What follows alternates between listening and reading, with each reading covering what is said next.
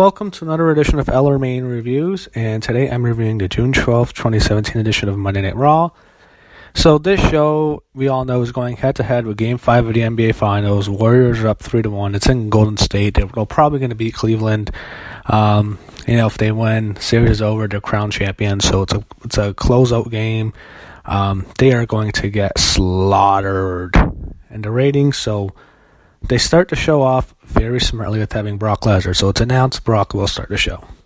So Brock makes his return, I think, after 9 weeks. Him and Heyman come out. Paul cuts a great promo, as he always does. It was a fantastic promo. He talked about Samoa Joe choking him out, called him, basically said he was a coward. He really hinted at Samoa Joe not being part of the other Samoans, like kind of the forgotten Samoan. I thought that was interesting. He's also said how, a lot of the other Samoans want nothing to do with him. I've never been sure if Samoa Joe's related to the Inoue family. He might have some relations. Maybe he's a distant cousin. But that was actually really good. So Heyman cuts a great promo. I kind of wish they'd elaborate more. If he was like the forgotten Samoan, you can have Reigns and maybe get The Rock talk about how, Joe was kind of, left the family. He's, outcasted in the Inoue or in the Samoan dynasty family, something like that. I don't know. I thought that could be an interesting storyline, but Heyman cuts a great promo. Brock doesn't look as angry. He should look a little bit more pissed off, but he's standing in the ring. Joe comes out. They have a big brawl. They fight. Kurt Angle comes out, brings out all security guards who get killed, and then all the other wrestlers in the lower card, the geeks, all, they all try to pull it apart. Joe hits a super pick on Brock Lesnar while they're both being held back. They eventually pull him apart, and it was exactly a much shortened version of the Undertaker-Brock Lesnar brawl from 2 years ago and the hype from SummerSlam. And that brawl was fantastic. That was so much better than this. This doesn't hold a candle to that, but this was still a very good segment and a really strong way to start the show. So I'm sure it's probably going to be all down from here since they're going up against the NBA Finals, but this was a great segment, so I'll definitely say Raw's off to a fiery start. Basketball starts soon. It's going to go down, probably be a shitty show after that, but this segment was awesome. I really enjoyed it. So the Drifters, though, and I'm really already reminded positively of The Rock in 2003 when he was Hollywood Rock. He would do those Raw concerts when he would diss Sacramento and Cleveland. Those were just hilarious. I really missed those, I have to say. So it was cool to have a gimmick throwback to that. However, this guy, it's not even close to that level, but it is somewhat entertaining. He's wrestling Dean Ambrose, so that's definitely something to want to turn the channel whenever you see Dean Ambrose on your television screen nowadays. So they had Miz interfere in the match. He cost Ambrose the match. Tells you where Ambrose is on the card when you lose to a loser like Elias Sampson. This show, that segment sucked. Not a fan of the Drifter. The only thing I can think of, when Vince McMahon sees the ratings tomorrow night, he is going to probably expect it, but be very disappointed. However, one guy I'm sure is going to feel a lot worse than Vince McMahon this week is Bray Wyatt. Bray is not only a loser, who's the eater of pinfalls, but unfortunately, and this is a serious note, he cheated on his wife. She filed for divorce. I still like the Bray Wyatt character. I wish the best for him, but just thought I'd throw that out there because that's a pretty big news story right now all over the internet. So, yeah. His career is in shambles, and it looks like his personal life is kind of in shambles too. So I wish Bray the best for real, and whatever he did, it's none of our business. I just pointed out there. It's a big news story. I just want to say I wish him well, and I'm still a big fan of his character. Goldust is back for a stupid Shattered Dreams promo. Come on, this is 25 years too late. This is for what, 22 years? 22 years old. Come on.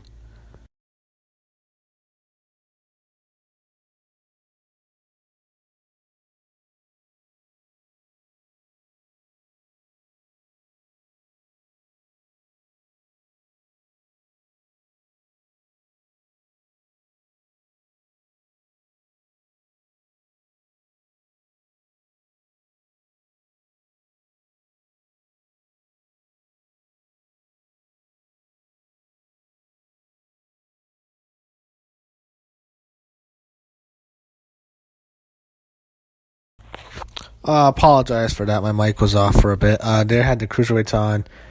All I said was I can't stand to see these cruiserweights anymore. I don't want to see their faces anymore. I just don't care about them. And stop putting them on my TV screen, please. I had to put on NBA Countdown because I'm so fucking miserable watching these cruiserweights. So they aired this long Roman Reigns bullshit video package in which they make like the fans cheer him. They showed signs. Complete bullshit. But he did say that something that was very interesting. He's going to make an announcement for SummerSlam. I wish he announces he's going to face the favorite belt, but I think it'll probably be something when Braun Strowman comes back and attacks him and beats him up. I think that'll be Braun Strowman's return next week. So Bray Wyatt's out, and I immediately want to watch basketball now. I mean, this guy is such a joke. They've killed him. He's cutting a promo on Seth Rollins, and unfortunately the fans are not chanting, "We want JoJo. We want JoJo." If you don't know, allegedly his wife. I don't want to get into it anymore. It's enough trolling for one night. But this segment fucking sucks. I don't give a shit about Bray and Seth. I don't care about Seth anymore. I'm losing interest in him a lot.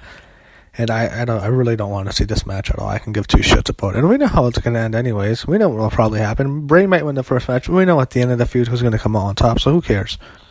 I don't even know what the fuck happened. I turned it off. I saw Bray on the Titantron. I don't even know.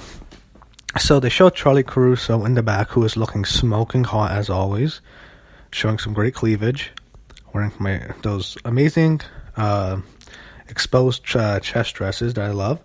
She's with the Hardys. The one thing I noticed, there's absolutely zero broken Hardys here. Matt, whenever he does his segments, usually does the broken gimmick, broken voice mixed in with it, and not even a hint of it. So, not good news.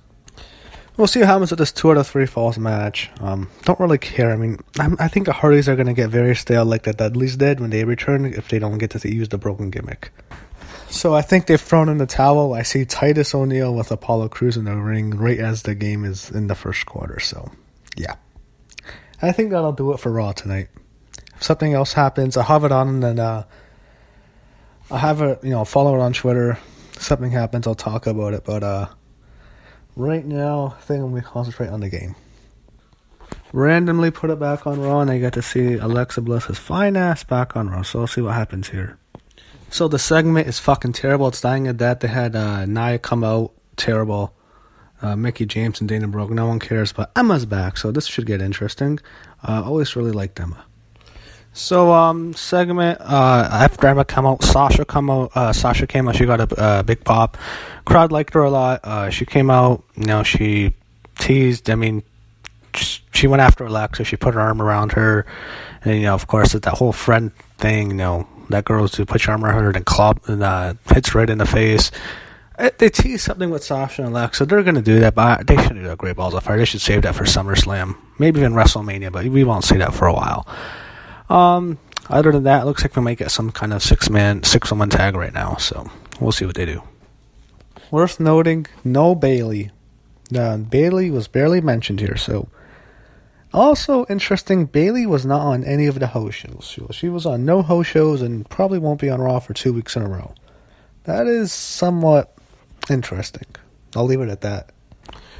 So Sasha Banks, Dana Brooke, and Mickey got the win. They had Sasha tap out Emma. I don't like that. It's good that they're still pushing Sasha. She's not dead. Bayley's dead. I don't think Sasha's dead anymore. But, do you have to beat Emma when she returned? Really? You can't beat Alexa or Nia, but, do you really have to beat her right when she comes back? Whatever. They teased Alexa and Sasha. They had them, that was really the focus of the match, is those two. And I really think those two have a long-term rivalry, but I think they should save it for SummerSlam. It won't be at WrestleMania. I wish they'd save it for WrestleMania, but, they're going to have to do it at SummerSlam because I don't think they can hold off that long, but I think they should be saved until SummerSlam, in my opinion. So we shouldn't see it before then. So, the show, it's going to be hard to, keep my interest.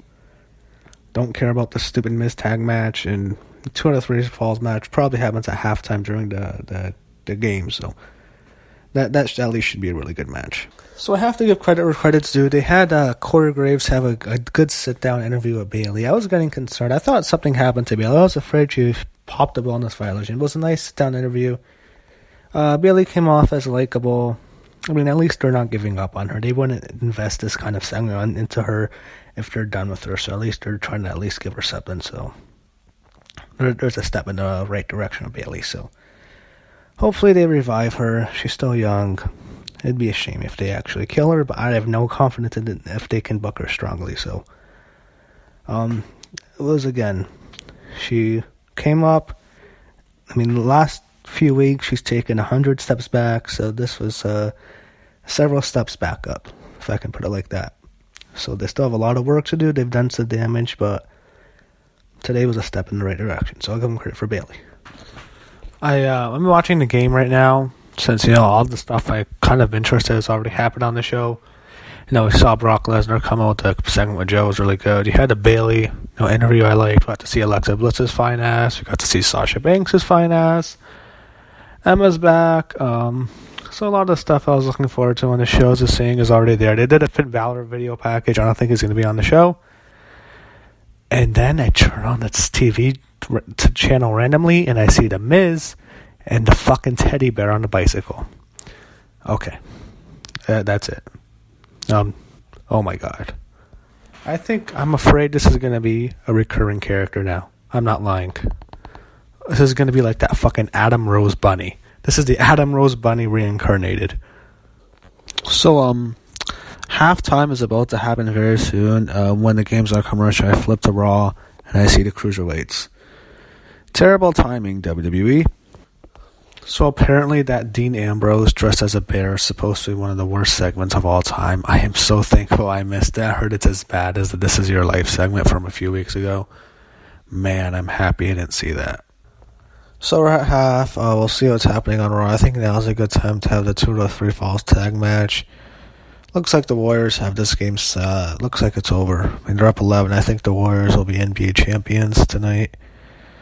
So, but now let's have the 2 Raw. Let's hopefully, Vince does something good right now on Raw and actually tries to keep his audience for half. They'll leave after when the half comes back, but at least maybe they can give him something good since he's getting I'm sure there's going to be a lot of people flipping on to Raw to see what's going on right now. The next thing was actually kind of sad. On Enzo, they do this whole thing with Big Cass, this whole head injury. They're facing Gallows and Anderson in the tag match. One thing I noticed, they let the Enzo and Cass theme play that I remembered in NXT. They would allow the theme to play. The song would keep playing while they'd cut their promos, and it would just sound so much better and so much more original. I'd really loved how they'd have the theme played. It really reminds me of how over they were in NXT and how much they fucked them up on the main roster. I really hope they don't split them up. They can still salvage them. They can still be a huge selling, drawing tag team. But man, it's going to be sad, how much they fucked this up. They're going to give Cass a push at first. He'll probably fall flat on his face. And, man, I'm disappointed. I think for sure they're splitting them up now. I don't think there's any way they don't, but I really wish they keep them together. So up next is the 2 out of 3 Falls match, and I think that would probably be the main event. Alright, guys, the half's over, so they didn't really give us much. I don't think I'm going to stick around for the main event. I'm just not too interested in it. I think I'm going to enjoy the game, so I just don't care about this Hardys and Sheamus and Cyril feud anymore. I'm sure they'll have a good match. If there's a title change and something significant happens like a trend, I'll talk about it on my SmackDown review. So overall, I thought the show was okay. I like the stuff with the woman. The Enzo and Cass stuff it is what it is. It's progression. The opening segment was great. So there were some highlights on the show. I thought it was an okay show. Some people are probably going to hate it. I wasn't paying as much attention to it as I usually do, but I thought it was okay. And we'll see what happens with this the main event. If something really significant happens, I'll talk about it on my SmackDown review. So other than that, that'll be it for this review of a Raw that I thought was, at times, I thought it was an entertaining show. They could have completely mailed it in because of the NBA Finals, but they gave us I thought they even gave us a decent show.